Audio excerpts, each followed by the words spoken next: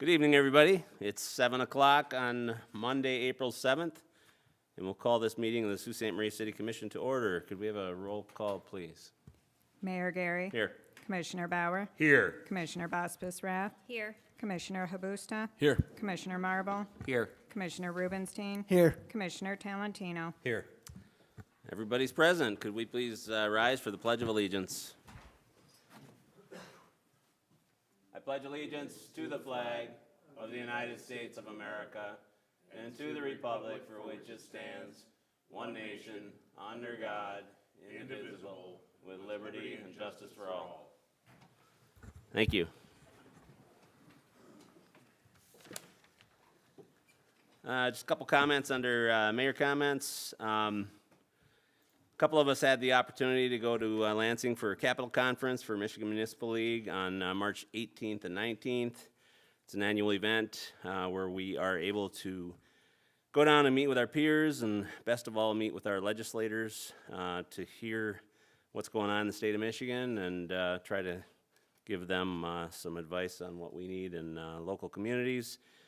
And from my perspective, I think it was one of the better events that they've had. They have shrunk it down a little bit and really sandwiched a lot of stuff into the sessions. We got to hear from our MML advocacy team that talked about all the legislative successes and what the plan is for 2025, what their priorities are as far as economic development, housing, and infrastructure, and how we can be better communities. We did get to meet with our legislators.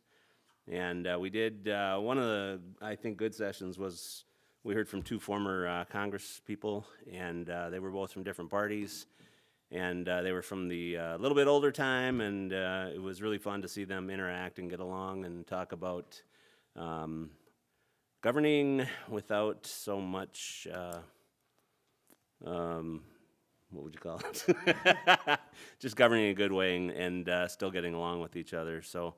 All in all, I think it was great, and a lot of the civility is what I was looking for as far as a word, but it was good to meet with all our peers, and I don't know if you have any comments, Commissioner? Yeah, I thought the sessions were really good and really just, they hammered home the importance of relationships and the relationships with our state reps and federal reps and how that can really help us as a community down the road, so they made sure to hammer that point home. So I thought it was really good and really beneficial. All right, thanks. Yeah, it was very good, and we look forward to the conference in Grand Rapids in the fall. Just wanted to talk a little bit about Canada, not about the tariffs or anything else, but last Friday, myself and Mayor Shoemaker had a conference call with Congressman Jack Bergman, something we had planned a while back, and then it got bumped a little bit because of the ice storm, but we wanted to talk to him, and I think I sent to all the commissioners the factoids that Sault Ste. Marie, Ontario sent, but just to talk to them and let them know what the impact of some of the things that are going on right now can have on communities that are on the border. And I think we learned, in talking at MML especially, to talk to some of the other border communities, they are feeling the exact same way, and they are seeing a decrease in their border crossings, and they're feeling some of the tensions as well. So I think we had a good discussion with Congressman Bergman. He appreciated all the information and the perspectives that we gave to him, especially since Sault Ste. Marie, Michigan is so much smaller than Sault Ste. Marie, Ontario, which is a little bit atypical of most of the border crossings.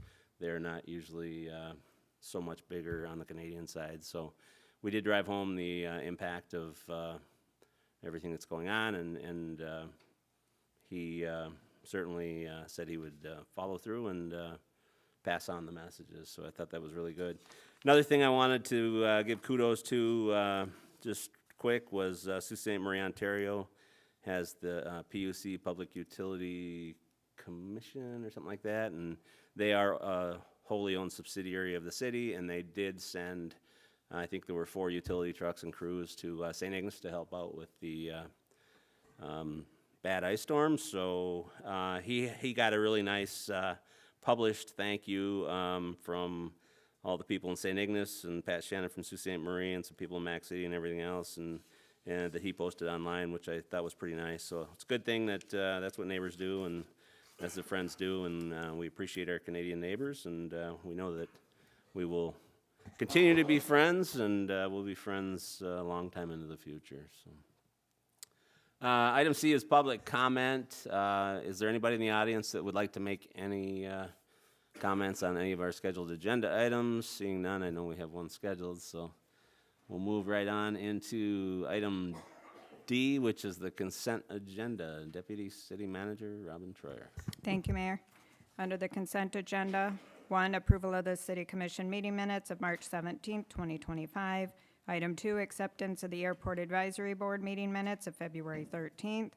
Item 3, acceptance of the Economic Development Corporation, Brownfield Redevelopment Authority, and Tax Increment Finance Authority 3 meeting minutes of February 11th. Item 4, acceptance of the Parks and Rec Advisory Board meeting minutes of October 29th. Item 6, acceptance of the Planning Commission meeting minutes of February 27th. Item 6, acceptance of the Police and Fire Pension Board meeting minutes of February 19th. Item 7, acceptance of the Sault Ste. Marie Housing Commission meeting minutes of January 16th and February 20th. Item 8, acceptance of the 2025 March Tax Board of Review organizational meeting minutes. Item 9, acceptance of the 2025 March Tax Board of Review protest hearing meeting minutes. Item 10 is resignation of Joe Cochran from the Tax Board of Review. Item 11 is adoption of the proposed modifications to the employee handbook. Item 12 is consideration of residential handicap parking ordinance. Item 13 is consideration to accept work provided by Michael's Construction, Inc. and a contract amendment for OHM for the DWSRF project. And item 14 is approval of the consent agenda items as presented. Thank you very much, Deputy City Manager. Would any commissioner like any of those further explained or removed for individual consideration? Commissioner Habusta. I just have a quick question. One thing I noticed was that the Parks and Rec Advisory Board meetings from October, those minutes are from October. Is that just because they meet quarterly and so they have to approve the minutes before they come to us? Okay, thanks. That's what I thought, but I just want to make sure.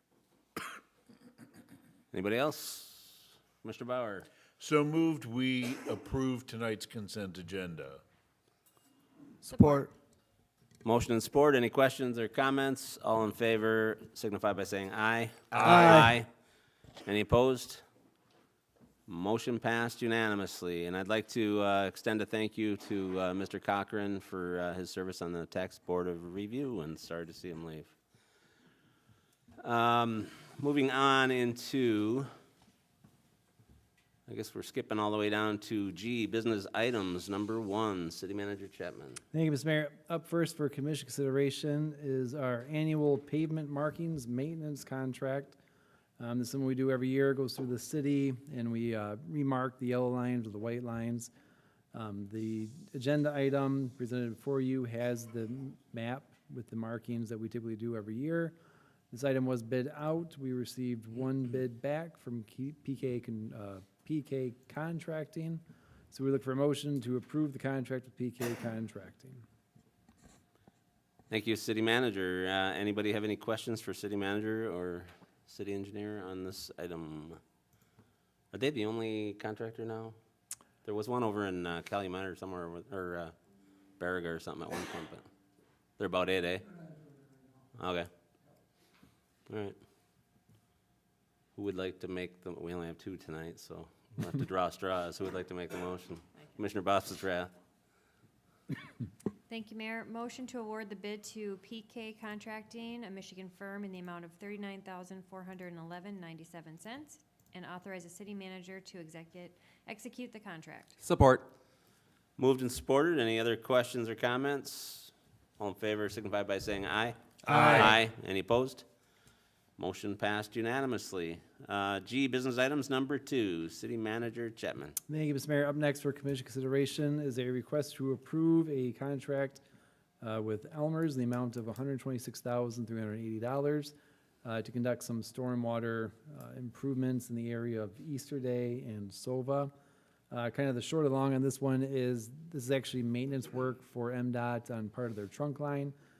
Typically what they do is they just fully fund the project, but we administer the project on behalf of them. So we bid it out. We received 2 bids. We are recommending going with the low bid of Team Elmer's in the amount of $126,000. This item has 2 items to it. Motion to approve the contract as well as a motion to establish the budget in the amount of $126,400 coming from MDOT. And this is not a grant, there is no match. Again, this is just us administering the maintenance work on behalf of MDOT. Thank you very much, City Manager. Does anybody have any questions on this item before we? Who would like to make a motion on this? Commissioner Rubenstein. Motion to approve the award of work with the recommendation of MDOT to Team Elmer's in the amount of $126,380. Support. Moved and supported. Any questions or comments? All in favor, say aye. Aye. Any opposed? First motion passed unanimously. Commissioner Rubenstein. Motion to establish a project budget in the amount of $126,400, fully funded by the Michigan Department of Transportation Region Maintenance Funds. Support. Been moved and supported. Any questions or comments? All in favor, say aye. Aye. Any opposed? Motion also passed unanimously. Thank you. Moving along quickly, but not as quick as your meeting. To item H, City Manager announcements and updates. Here's a couple updates, we're done. We're already past the 8-minute threshold, so we're good. We can go on till 10. I'm just kidding, Calvin, we're not gonna skip over you. All the time in the world. So up first, we have Calvin Aldrich, I pronounced it right, Kevin Aldrich. He is the Eagle Scout that proposed to the commission last year, to do the kayak locker over at the Sherman Park area. So he just wants to give an update to the commission. We'll have his PowerPoint up on the TV here, Perfect. and you're good to go, sir. All right, Good thank you evening, very much. Kelvin. So as the city manager said, my name is Kelvin Aldrich. I am from Troop 105 here in the Sioux, and I was the Eagle Scout, or soon to be Eagle Scout, behind the Sherman Park Kayak Storage Locker project. So that is the last step for me to get my Eagle Scout, which has been my whole goal for this entire thing. So this presentation is just a collection of pictures and stuff that I would like to show to you guys, just to update you on what we did, what the grant was for, all that kind of stuff. So these are some snippets of the initial design, because we 3D modeled all this, and I believe this was included in the presentation I made to you guys last year when I came here and talked. So that was our kind of initial rendering. We ended up changing the vents on the side a little bit, as you'll see later in here, but overall the structure and how we sheeted everything remained the same. So we got right into foundation construction about June. We started by working with Chuck McCready, a local surveyor in town. We did some geolocating of some stuff, which also was included or sent to Mr. Perrin for the Parks and Rec to get approved and all that. So we worked with surveyor to get all these points marked and everything. Then we went into preparing our foundation. Working with the city engineer, we got some plans and stuff, and you'll see on the right, that is the completed, ready-to-pour foundation with some haunched edges, reinforced, all the stuff that the city engineer wanted. So that is the being poured foundation and the eventually finished foundation. I believe that took about a month to fully cure and to pour that little apron right out front, but that was fine because I was busy and couldn't work on it anyways, so it was good. So after that, we started working on the framing and everything. So the giant rectangular frames you see were built off-site, actually in my garage, with the whole jig and everything, so it was actually pretty smart. My dad came up with that. So we put it all together there, put it on a trailer, shifted out to Sherman Park, and then if you go to the next slide, we had a big group of scouts from Troop 105 come in and help install a lot of the deck boards you see in the middle. And I also had some other family come help put up the frames themselves. So a lot of community involvement went into this, especially these more labor-intensive parts where you're lifting up trusses or you're putting in about 100 deck boards. So it was really fun to get the troop involved and kind of the community involved to get this all done and completed. Yeah, so that was the completed framing, just about, yeah, that is the completed framing. So then after that, we started putting on the metal sheeting that matched the color scheme of other buildings around the Sioux. I know, for example, we took the colors off of the dugout buildings at the baseball fields because that's that was the closest I could get to one of the city buildings with that color scheme. So I wanted to really closely match the color, so I wouldn't just have a sore thumb building sticking out in Sherman Park. We got all of our metal through Sioux Builders, through metalsales.us, and they gave us a very good deal on a lot of the metal and a lot of the materials, selling it to us at cost. So I just want to say a very big thank you to Sioux Builders, because they made a lot of this happen. On the last slide, you can see the adjusted design for the vents on the side. That was just for ease of construction, where 2 long vents instead of 3 staggered vents was a lot easier to do, and it made more sense. On the right side of that slide, you'll see the installed doors. So one thing I want to point out about the doors is I made those doors in-house in my garage with a welder and supervision, and we ordered the materials. So none of this was contracted out. It was all either me or some adult helping me weld these doors together. So that's just a very cool part about this building, that none of this was contracted besides bringing the concrete here, which, of course.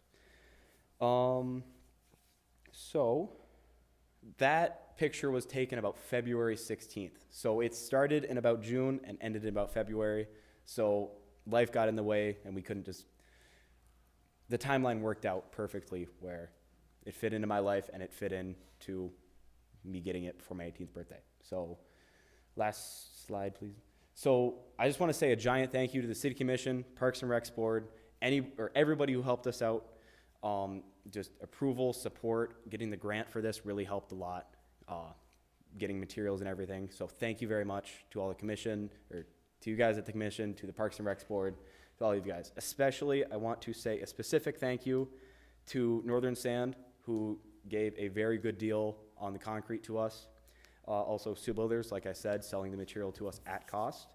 Chuck McCready, local surveyor, worked very closely, plotting out all these points and making that wonderful graphic that I sent to Mr. Perrin to get everything approved, to get all completed.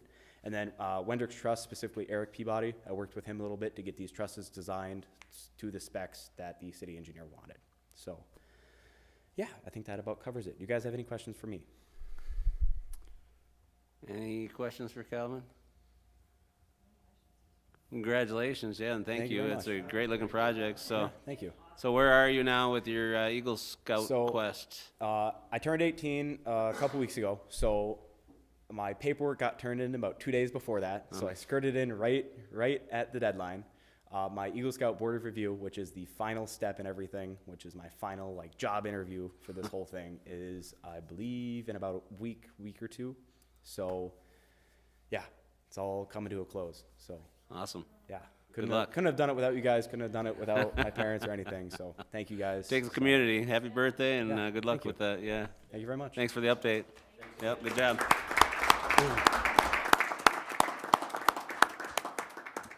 Now that you're 18, we have a bunch of boards and commissions you can sit on, too. We'd love to have you. Yes, All right, city manager.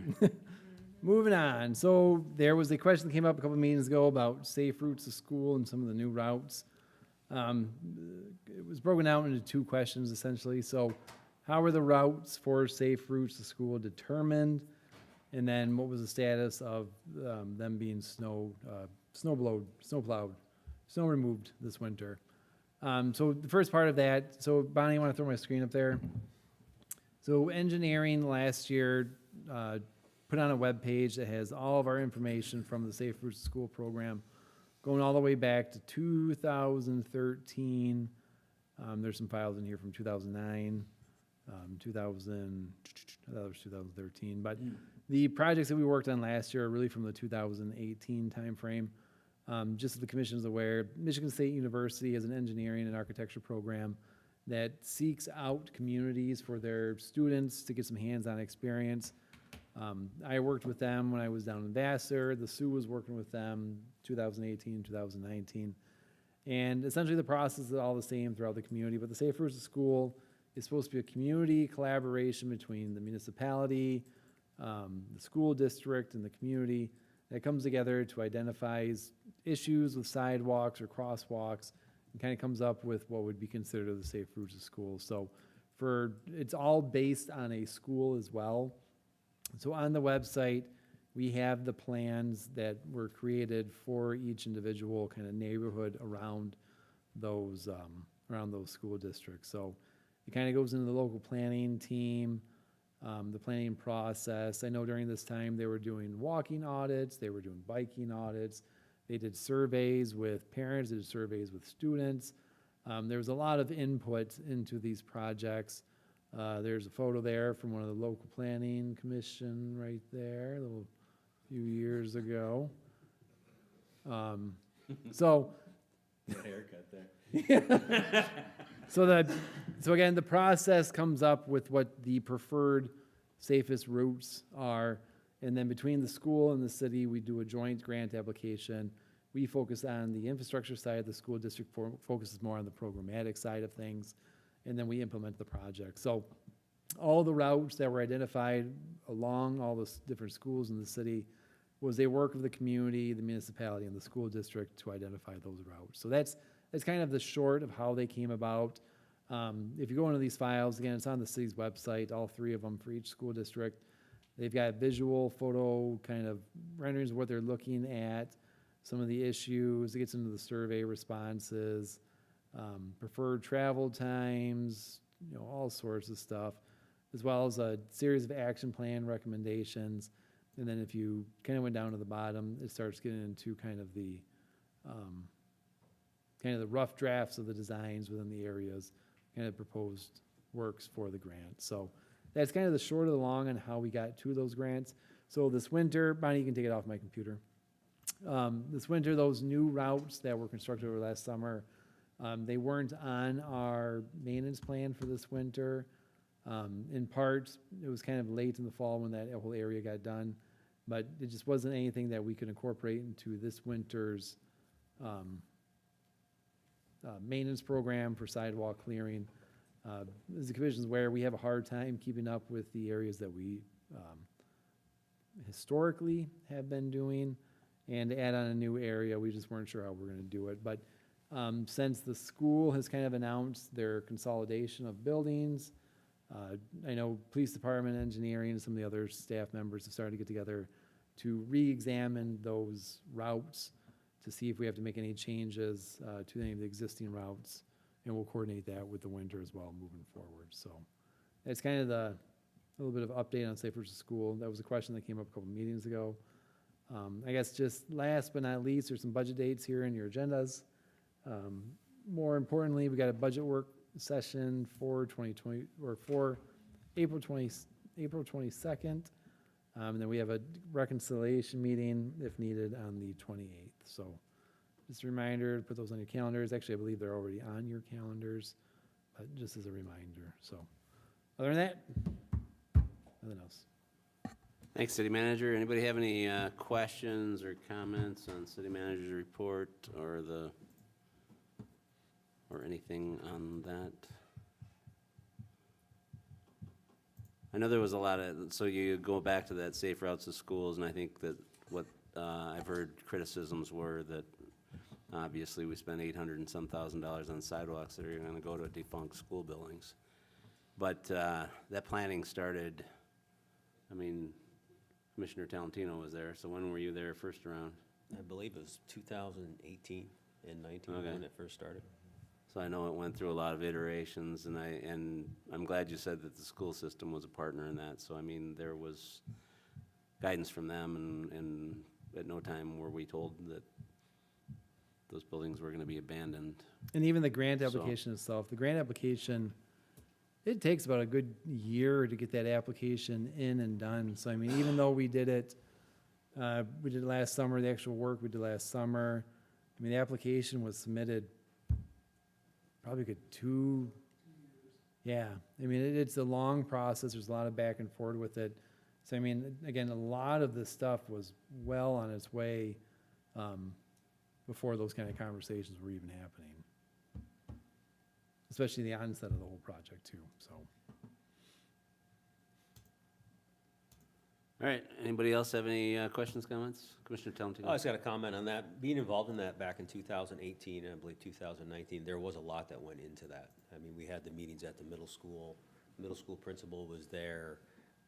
There was walking sessions. There was a lot that actually went into it.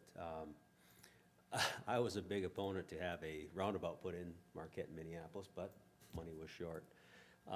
It was a really unique thing, and Michigan State basically handled all of it. I mean, it was a very, very simple thing to do, so I'm glad we were able to take advantage of that in the long term.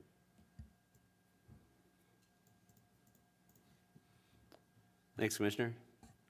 All right, we'll move on into